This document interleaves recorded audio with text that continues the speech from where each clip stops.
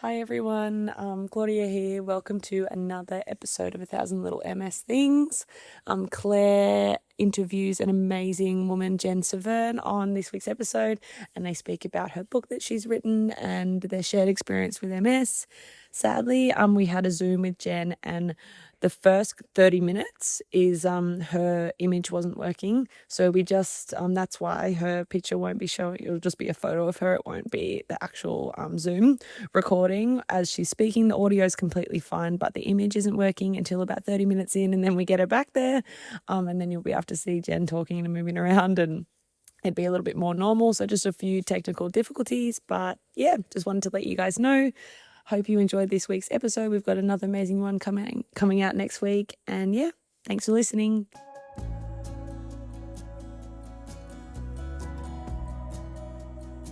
So we're here today on our Thousand Little MS Things, discussing MS Things as normal. And today we've got a guest called Jen Severn, talk about books and various things as well, and MS. So we'll get cracking. Yeah, and yeah, great to have you on, Jen, and It's lovely to be here. Thank you.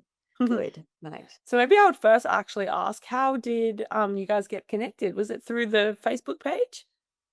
I read your book and I think what did I do? Did I call you, or I think I text you? I emailed you or I text you, I think. Yeah. Because I think I think so. Yes. I'm remember. yeah. Look, I'm sorry. It's an MS thing, but my memory isn't so great these days. So let's just call it a happy circumstance that the two of us got connected. Yeah. I think that in MS2 discussing memories and just remembering when they met, they'll go, "Did we do that? Did we do that? Did we remember anything?" Which is a little bit humorous, but also annoying. We also have Lucy, the dog here, who Farm dog. is the sweetest thing in the world, but she's annoying as all heck. She's very So she will be in and out of shots. watch out her. That's okay. I have a dog here too, but he's too small to get on camera. Oh, little guy. Yes. So tell us a bit about yourself, Jen. So where did you grow up?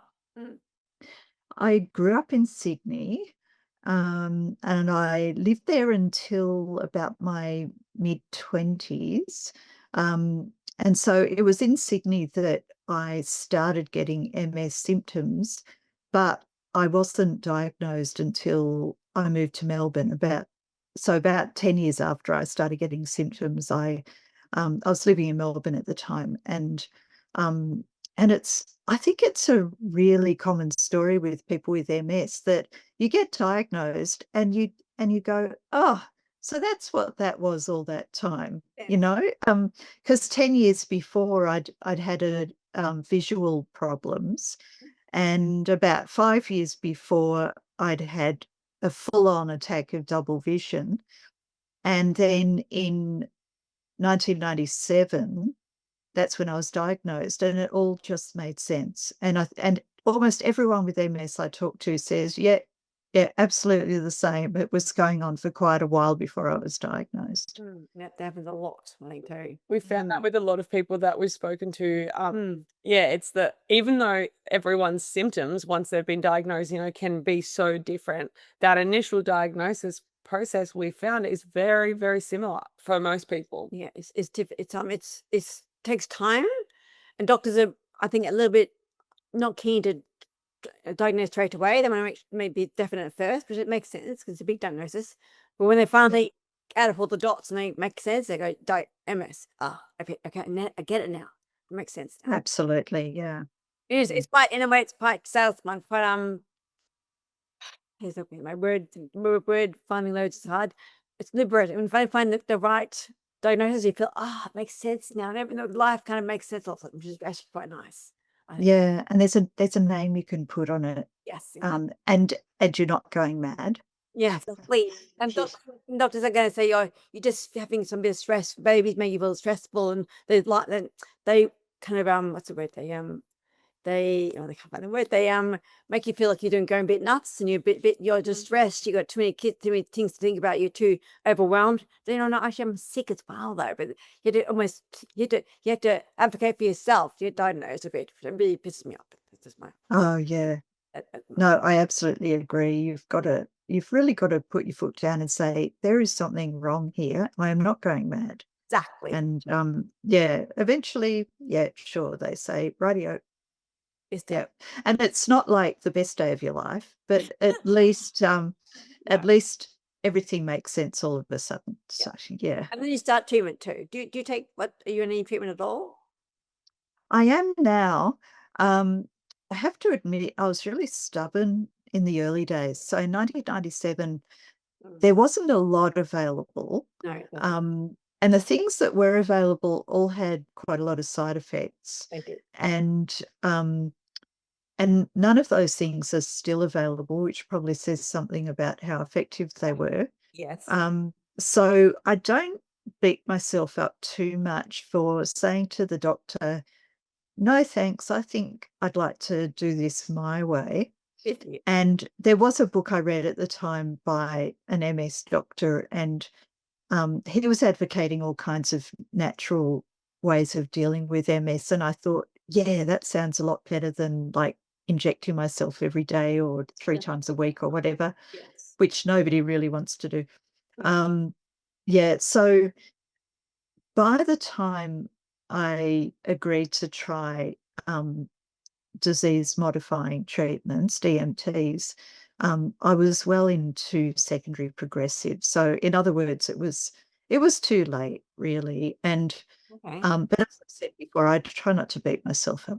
Good for you. So yeah. When they, I'm guessing now they're at the beginning you were told that dogs like Copaxone or interferons, which are horrible. Yep, exactly. The right Yeah. thing for doing them. They're not. I did it for years and years and years, and I don't think it made any difference at all.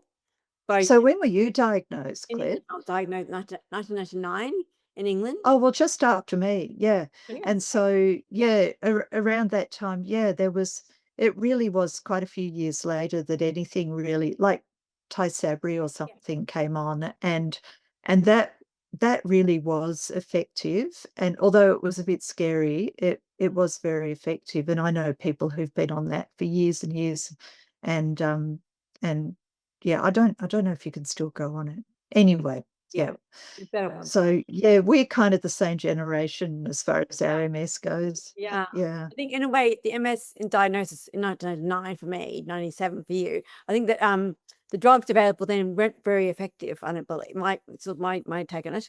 They're very effective, and yet the side effects were so awful that I think that at the time the side effects were worse than the disease. So I don't quite know I did it for all the years, but it didn't make me any better. It just made me miserable and sick all the time, which is not wasn't. Yeah. So. And as for me, I'd had 3 relapses in 10 years. So it wasn't like I was having relapses every few months or something, in which case I might have been prepared to try something a bit more drastic with more side effects. But I was thinking, oh, this isn't so bad. I can cope with this. If every few years I get to lie down on a sofa for a few weeks, then I'll do that. Yes. Yeah.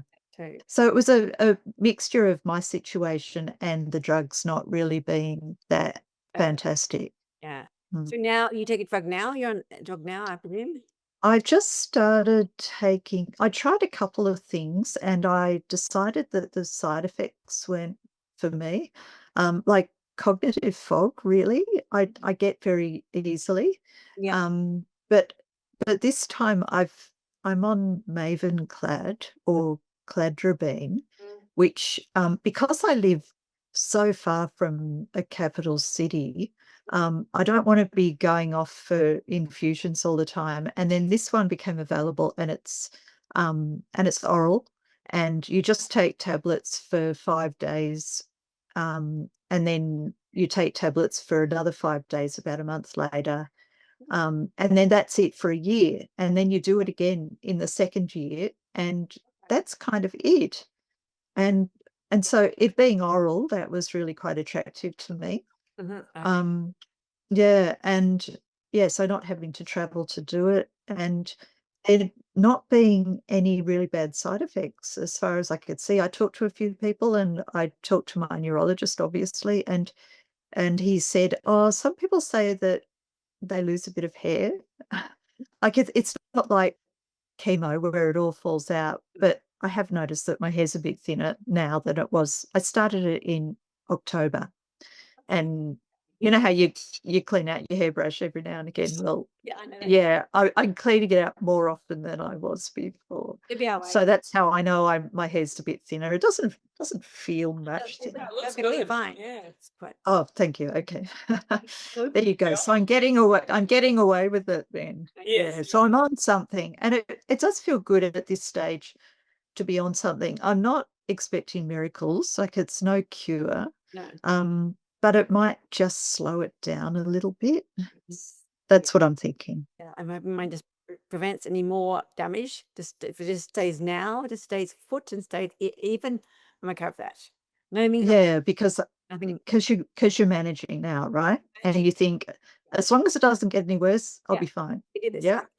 Touch wood. I'm always touching wood all the time. Touch wood. That. Yeah. Oh, there's always a bit of wood near me. Yeah. I think when you've been through what both of you obviously have, like you need to be touching wood. To be, like maybe it's a bit of faith in all sorts of That's things. it, yeah. But I think that otherwise the idea of it getting worse is terrifying. But that makes touching wood for going to. And so I'm not sure if you mentioned, Jen, or so do you have relapsing? Is that right? No, I am secondary progressive, Okay. but I have been for probably the last 20 years, I think. And were you relapsing originally diagnosed with relapsing, or was it? Yeah, that was the same as you. Yeah. Yeah. It goes. You normally you go from relapsing to progressive. So that's quite common. Yeah, I think we're kind of. Yeah, that's right. And I think they say that around 10 years after you're diagnosed, usually you go to progressive. Yeah. And that's and so 10 years after I was diagnosed, I was still seeing the same neurologist, and he kind of said, "Oh, well, it's been 10 years since you were diagnosed, so you're secondary progressive now." And I said, Oh. "Well, I don't feel any different. Like I never had relapse. Experience. Yeah. In that 10 years, I hadn't had any relapses. Wow. So I'm still not sure why. In terms of your health, do you feel any different at all? Well, I do feel like I'm slowly getting worse, but I always felt like that. Even when I was so-called relapsing remitting, I felt like that. So I don't know, but now that I'm called secondary progressive, they sort of think twice about what drugs they can offer you. It's not like, and I'm so glad, like England, and you're from England, aren't you, Claire? No, Or did you just live there for a while? a long time. I lived there a long time, and now I'm back here.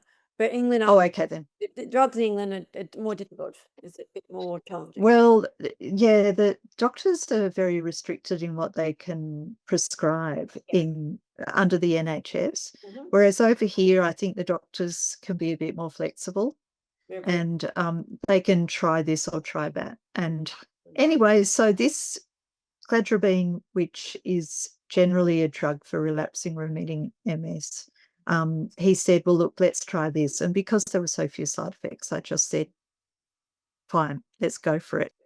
Okay. So I was going to say one thing before I forget, that I saw in your book, reading your book, you went to Quest for Life, and you met you saw that same Quest for Life. They had who's the girl for Quest for Life? The girl Oh, Petria King. Yeah, you went there and did her course there, did you? Is that right? Oh, did I put that in the book? Yeah. Oh, right. Okay. Sorry, it's a while since I wrote it, and I forget what's in it sometimes. Yeah. Okay, so yeah, she was more of a cancer person than an MS person. Yes. You've done a course with her as well, I haven't you? did it because I thought it was like as a oh God, I can't speak today.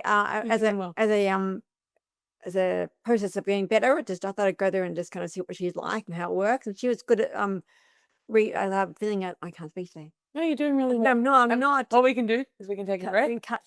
To breathe. I overwhelm myself. Can I quickly ask, who is this lady? Can you explain? Petria King is a girl that runs these health. She supposedly she cured herself from cancer by diet work and meditations and various things as well, and yoga. And she apparently made herself lose her diagnosis. Cancer was gone, again, according to her. And so her retreat place is in New South Wales, I think, actually. I went there for a retreat once. Beautiful food, lovely food, and Yep. great, all these beautiful meditation days, and you have a lot of therapy, a lot of talking, a lot of crying, which is great. And it was I just lost my husband, so actually with me it was quite good. But it was, in terms of the meditation work was good, but in terms of the healing part of MS, zero, didn't help that at all. But I felt very No. comfortable, so which I guess is good. And what about your experience? Yeah. Yes, I've done 2 retreats at Quest for Life. I don't think they're doing them anymore, actually. I don't think they have that property at Bundanoon anymore. But anyway, Petria King, oh yeah, she's just a legend. So I did that. I did a course that was for neurological patients. So I think there were a couple of us there with MS, but it was more Parkinson's people and one lady with an extremely nasty progressive form of dementia. But anyway, there were a handful of us, and I think look, the guy who ran it actually had Parkinson's himself, and it was sort of a lot more about Parkinson's than MS. But it was just, as you said, it's just a lovely place to hang out and great food and everything. But then I did a second course, which was a memoir writing course. Um, yeah, so that was fantastic, and I met some great people who were also aspiring writers.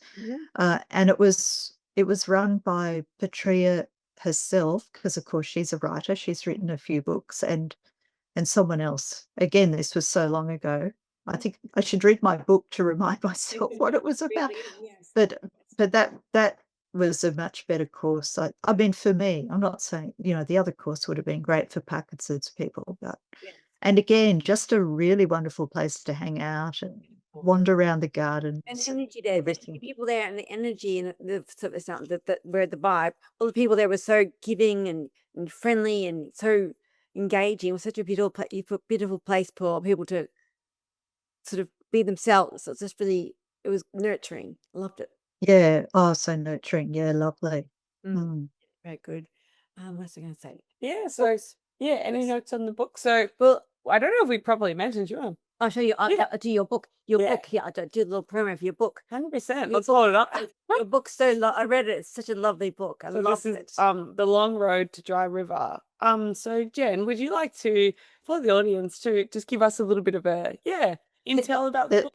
Yeah. You mean you're offering me an opportunity to plug my own book on your podcast? Thank you.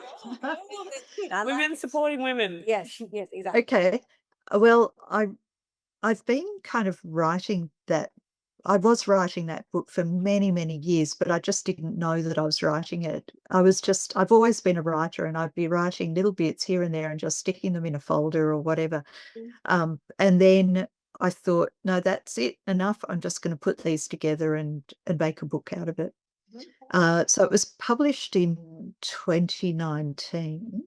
And I self-published that one. I did get offered a contract on it, but what a gorgeous dog. But I decided in the end to self-publish, and that was a great decision. I had more control over all kinds of things. With my second book, which is about to come out, I have gone with a publisher, and there's been a lot of advantages to doing that this time. So yeah, but the memoir, what's been one of the really great things about it is getting feedback from readers, because my website is in the front of the book, and so a lot of the time people go to my website and go to the contact page and write me about their experience of reading the book. And the thing is, it's not just about MS, as you'll know. It's about, really what it's about is how I came to live in this tiny little village in New South Wales, down on the far south coast. And it was, I mean, I surprised myself when I bought a house here, because I'd always lived in the city.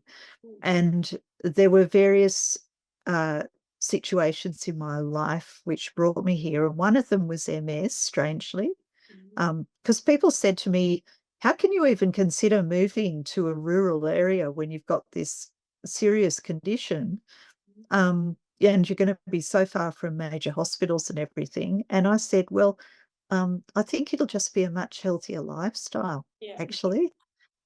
So, I agree. and so sometimes I have thought, like when we were talking about treatments before, there would have been a lot of different treatments available to me if I could have just popped off to a major hospital and had an infusion every month or something. But I haven't regretted it for a minute moving here. There were in the book I talk about other things that led me here, and one of them was a very difficult relationship with my father. Yes. And which which is a lot of what the book is about. Yes.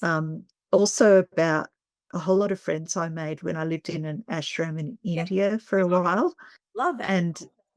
And that's what led me here to this little town in the first place. I was visiting a friend I made in India at the ashram who'd come back here for a while and was visiting his sister. And before I knew it, I was just, driving around the streets and there was a little house for sale. And when I say little, it was pretty little, but it was really old and it was really in need of repair. But it was only, $55,000. So what do you expect, What Um, this? Oh, yeah. and I ended up buying it. And and there was a fourth thing, but I've forgotten what it is now. I know there were four things that brought me here, and MS was just one of them. But it's been a huge part of my life, as of course. Yeah. So yeah, it does feature in the book quite a bit. Can we ask you what year did you buy your land there? Oh well, the house it's on half an acre and it's on the edge of a village, and I bought it in 1997, which was it was a big year, 1997. Sounds like I split up from a relationship. I bought this house. I went skydiving, You did. and And you were naked, high sky. I saw you in your thing. I did do it naked. Yes. Oh my God, that's long long story. And then after all that, I got diagnosed with MS all in the 1 year. Wow. So Yeah. yeah, and like you were saying about stress and everything bringing oh no, it wasn't you. That's right. I was watching another interview you did with Nicoletta, I think her name was. Yes, exactly. And she was talking about stress and how her MS started. Yeah. And I was thinking that it is not a surprise that I was diagnosed with MS at the end of 1997. Obviously, I'd already had it for a while, but it was the stress of that year, which was, I mean, buying the house, I mean, spoiler alert, but my father and I had a major, major breakup of our relationship. And it all happened around the purchase of this house. Well, not the house I'm in now, but that old house, which I can see from here. It's still in the garden down there. We built a new house on the same property. But yeah, so there was all that stuff happening with my father. There was the end of that relationship. There was my cat died, and some people say, no, it's just a cat, but no, it was an incredibly stressful time for me. And then I had this big relapse at the end of that year, and that's when I went back to the neurologist and was diagnosed. So yes, stress. Mm, Evil emotion, I believe. It's my take, I believe it is. No, it is. yeah. And you're also one thing I remember it now is that your skydiving instructor guy, you told me, and you're Yeah. right. You mentioned how you were saying that your job over the years has been a sit down job, like a computer job. you do it online. Oh, that's right. So it Because I don't didn't, think I I'm not saying it didn't matter that much that I was diagnosed with MS, but it wasn't hugely life-changing. Whereas the guy, the tandem master, because obviously I just did a tandem skydive. I didn't jump out all by myself because it was just in the spur of the moment. But he was diagnosed with MS about 3 months after I was. And but I know it's not contagious. Anyone out there who's listening, Yeah. it is not contagious. It's okay. That's a good PSA. But Yeah. it was just a huge coincidence. And but when he was diagnosed with MS, it was the end of life as he knew it. Would have been But he couldn't. That was his profession. It was his hobby. It was his life. And he just had to pull out of all of that. And the friend, I was only at the drop zone that day because my friend was doing her 500th jump and I went to watch it with her. And I got caught up in this whole thing and ended up doing a skydive the next morning. But anyway, you have to read the book for the details. And the picture, which is not very revealing. It's okay. It's nothing. I would say PG, not R, that picture. Yeah. But where was I going with that? Oh, in this. It like I'm telling a story and then I think, where was I going with it?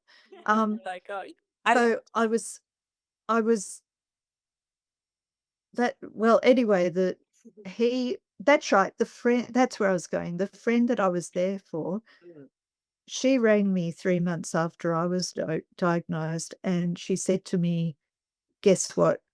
Mick, I think his name was Mick. Yeah, Mick has been diagnosed with MS. And I said, oh no, that is hell because of who he is and what he does. And then a few months later, I was talking to Elise, that friend again, and I said, how's Mick going? And she said, we don't know. He's just disappeared. He's lost touch with everyone here who was basically all his friendship group and his family. That group at the drop zone was his family, and everybody said, no, he's just disappeared. Nobody knows where he's gone. And so it was just the saddest thing.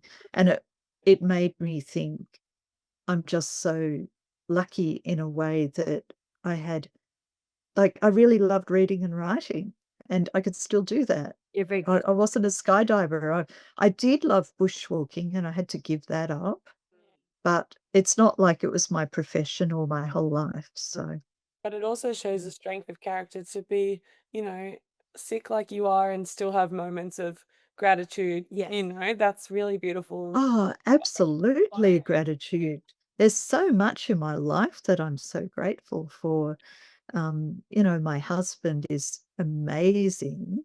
Actually, I think we only got married after the book. So, but he's in the book. He's called Hunter, and yeah, because we've been together for a long time before we got married. Oh. So he's the most incredible partner. But there's also like when you live in a small village, like the community is really strong. So there's a lot of people. If Hunter wasn't here, I could just call up someone and they'd be here in 2 minutes or 5 minutes or something. Little communities are really important like that. Yeah, there's that, and the general community around this area who've been so supportive of me and my writing and everything. And just in this little area, I've sold about 500 copies of my book, and the rest of them have gone out of the area. But just it's like it feels sometimes like everybody's read it, and everybody knows everything. Everybody knows too much about me, way too much about me. Catch-22 of writing a No memoir. privacy anymore. It's like, oh yeah, you know that. All your neighbors. Yeah, that's why I thought I'd write fiction this next time. So the next book is fiction, or mostly fiction. Yeah. Can you give us a little intel about the next book? Yeah, What's it called and whatever you can tell us? Oh, right. Okay. Well, actually, and Garnet is, well, it's the name of this fictional village. And I started it off by writing short stories, and then I thought, oh, look, they're all set in this village, so I might kind of connect them all together. And it was interesting because when you live in a small village, everyone's the star of their own story, but they play a big part in everybody else's story. And so I've got this collection of stories where they've all got a major character, but other people from the village come into their story. Other people who've got their own main story. So it's all interconnected. I think there are probably 8 main stories in there, but they're all threaded through each other. And so after a while, I stopped calling it a short story collection and started calling it a novel. And so that's what it's being sold as, a novel. And that's I do have pre-release copies here, but it's not actually released until a week today on the 10th of February. It'll be released. Get our hands on them. Yeah, I'll have to send you a copy. It's very exciting. I'm doing a big launch down here in the next town along called Cabargo. And when I launched my memoir, it was so lovely because about 70 people came, and which is quite a lot for a book launch. And I sold a whole lot of books, and it was just such a lovely day. It was like so the woman who traveled down to interview me for the launch, she traveled down from Berry. She said to me afterwards, "Oh, I can't believe there was so much support and love and warmth in that room." And I just went, "Well, that's my community. They're great." And I'm trusting that all those same people will come along to the launch that I'm doing next month in Cabargo. There's some things I wanted to ask you. I highlighted some things in the book about. It's funny that you are noticing in your book, when your job before you were sick, you were working in a you're working in a microbiology. You work your job when you're working. Sorry. I worked in microbiology when I was in India for a while. Yes. Because we had a lab in the ashram for the food testing, Yeah. just to make sure that the food we were bringing in was safe. Okay. Well, that's wise. Yeah. Good. And I got that job there because I did do a degree in biomedical science. Yeah. Wow. And Perfect. That's good. so, but that's the only time I used that degree. Oh, really?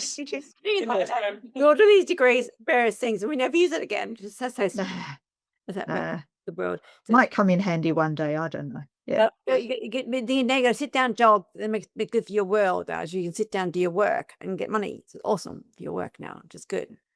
Yes. Being a sedentary job, like sedentary work is awesome. So right down here, they said that you were in a microbiology lecture one day, and you saw the whiteboard, and your vision went funny before you got done with diagnosed. It was kind of good. It says that the whiteboard, you could see half, and then you could see the other half. This is like way back. That's right. Oh, sorry. I thought you were talking about when I worked in microbiology. No, you're talking about when I was in the lecture. Yeah. That was the very first sign of MS. Yeah. And it's true. And it was only in one eye. I think it was in my right eye. I couldn't see out of the bottom half of my right eye. It was just black. I could see everything up there, but nothing down there. And I was working for a group of neurologists at the time, which is just a coincidence, really. Yeah. And one of them said to me, "Oh, look, you should go and see an ophthalmologist." And I went to see him, but by the time I got in, it had all cleared up. So I didn't give it another thought.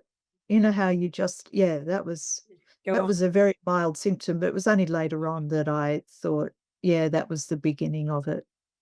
And I guess that would be one of the hard things with MS, probably before diagnosis, because it seems, especially with women, we mainly speak to women, the tingling will happen in the arm or the leg or something, and they think, "Oh, that's really weird," but then it goes away. And you don't think And about you it got again. your kids or you got your work, so you just rush on.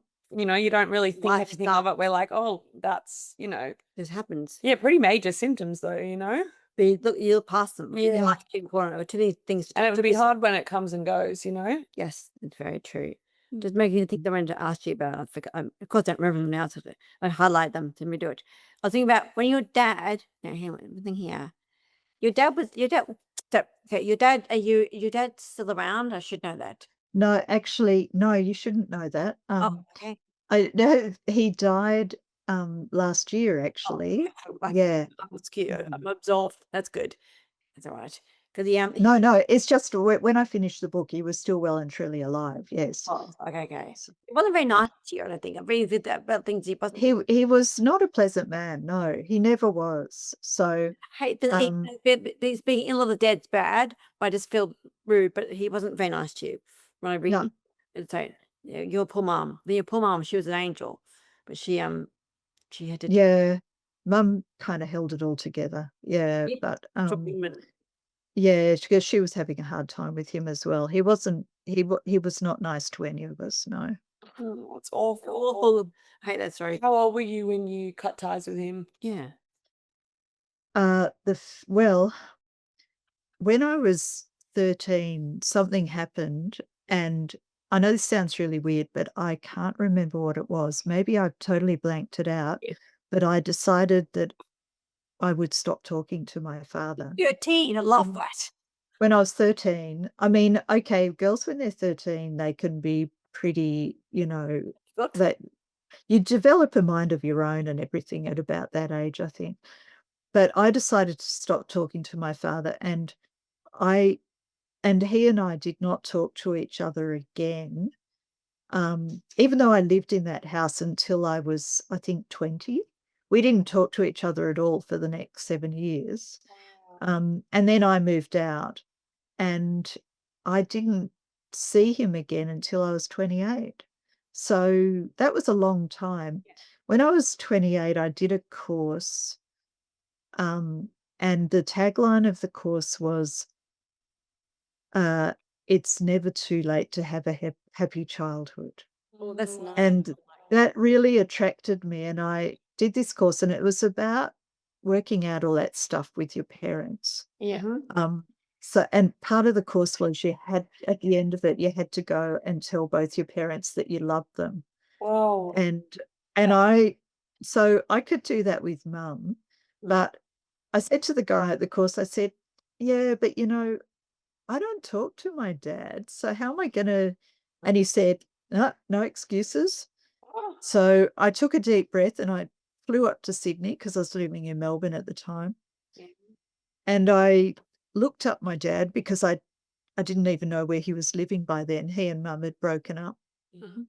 And I went to see him, and we had a really interesting talk. Wow.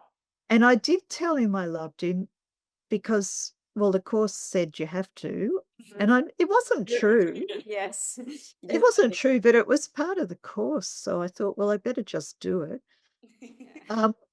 But we stayed in touch for a couple of years, and then It's nice. that thing happened with the house, Oh, and then we lost touch again. And then, so I must have been about 32 at the time, and I didn't see him again for probably, I think, 18 years after that. So apart from that brief 2-year period when I was about 32, we have not been part of each other's lives. And yeah. then I saw him again at my brother's wedding when I was 50, and that was amazing because I had a conversation with him. He was starting to get dementia at the time, which I have to say made him a lot more pleasant to That's talk good. to. Sometimes it's the other way around. So that's No, he was a lot less aggressive, I think, because he was losing confidence in himself. Yeah, that's good. And we had an amazing conversation, and that really would be a spoiler if anyone wants to read the book.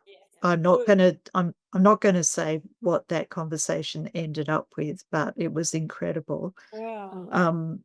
And then, because he lived in Sydney and I lived 6 hours away from Sydney, we never really saw each other, but I started calling him on his birthday every year, just Kind. I thought, well, he might appreciate it, and he didn't hate me as much by then, so yeah, might as well.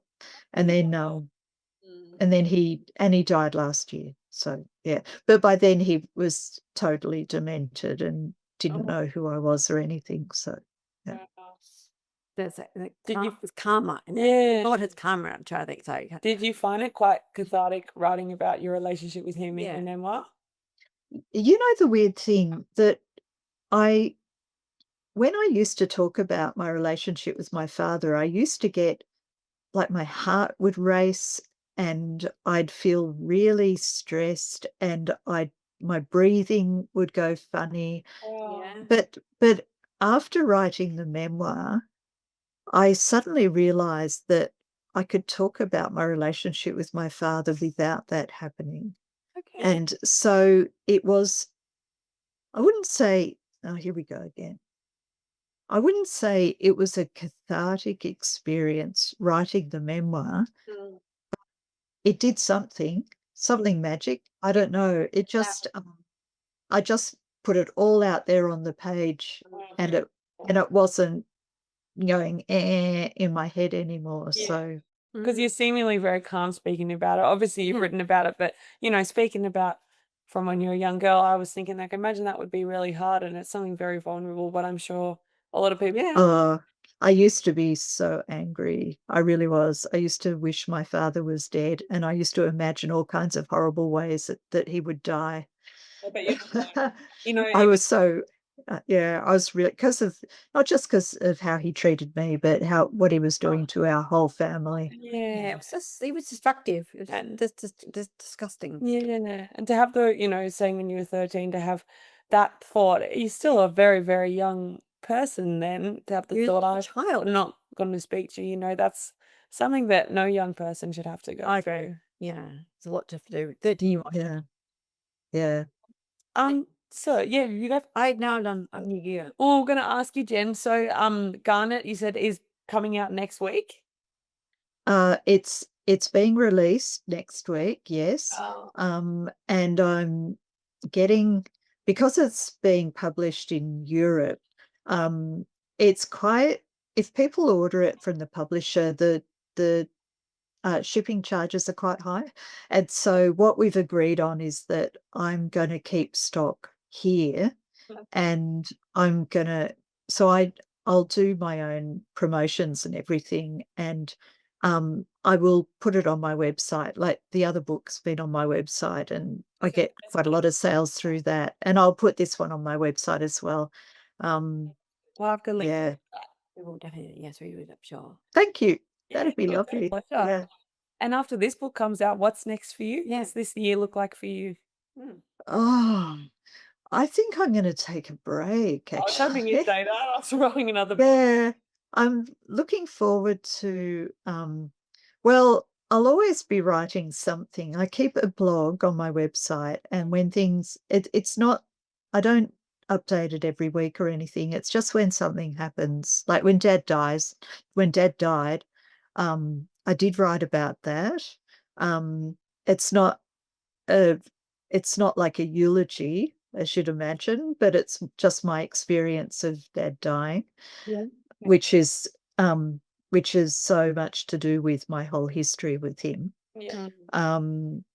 And recently I was in hospital. I had to have emergency surgery, and I just wrote a piece about the experience of being in hospital, not so much about the surgery, which was really nasty, but just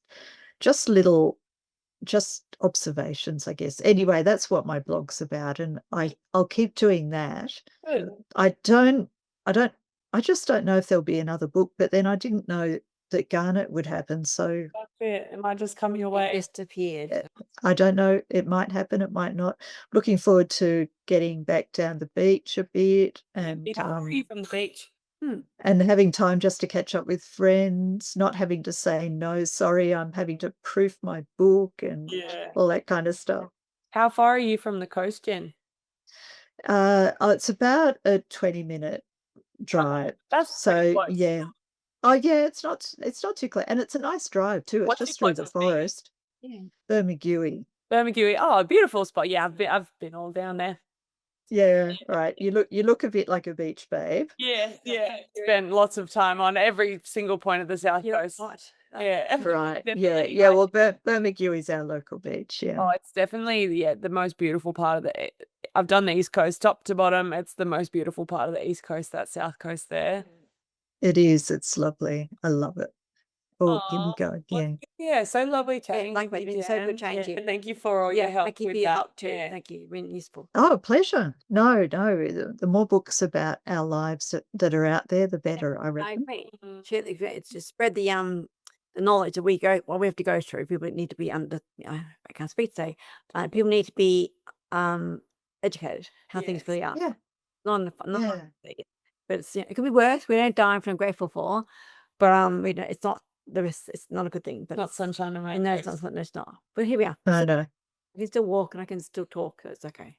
And read. Okay. Oh, Yeah. Good. Well, thank you so much. It's been fun. yeah, I've it's been really fun. enjoyed it. Yeah. I get to talk about myself for half an hour. And Oh, it's awesome. Yeah. Claire was really, really looking forward to this one. So I'm nearly an hour. So there you go. Okay. Well, look, thank you, you guys. Thank you. It's lovely and good on you for all the work you do, Claire. That's just I'm trying. Everyone does. and all the best with your own book. And you're yeah, I'm sure we'll be chatting to you along the way. When we talk to me about Raven, what's it called? Garnet. Garnet. We might talk to you about that too. Yeah, might have to have you on again. Maybe do it again. If we Fantastic. Anytime. right. Thank Okay. Bye, Jen. Okay. See you. Bye bye.